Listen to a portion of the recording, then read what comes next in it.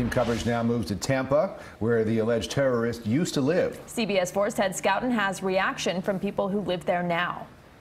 I recognize that face, but I've never seen that man in my apartment building. Neighbors at the Heritage apartment complex in Tampa are stunned and scared, learning that New York City terrorist suspect Sayfullo Saipov used to call this place home. For Tatiana Colarte, it's even more difficult after finding out how the victims of Manhattan were killed. 2 buildings away from me, it worries me a lot because I lost my mom she just got hit by a car right there on 56th Street 2 months ago.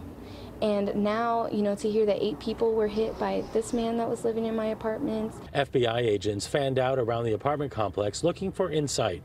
A neighbor said he left here 6 months ago and headed to Paterson, New Jersey. Agents raided his place there using dogs. They pulled out garbage bags and other items as they searched for clues. It's disgusting.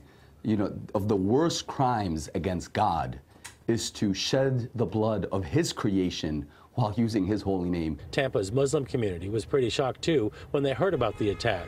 Hassan Shibli is with the Council on American-Islamic Relations, known as CARE. Utterly horrified by the horrific attack against our fellow Americans that was committed by somebody who unfortunately apparently had a connection with Tampa. Obviously, he does not speak for the good people of Tampa. Shibli calls Saipov deranged and that his views do not follow the principles and teachings of Islam.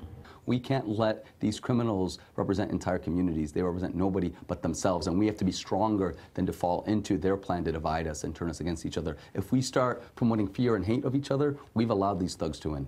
Tonight, sources are telling CBS News that the suspect was known to the FBI, that his name came up in another counterterrorism investigation, that he supposedly had contact with radicalized extremists, but he was not the focus of that investigation. There's no word as to whether or not he was interviewed by the FBI. In Tampa, Ted Scouten, CBS 4 News.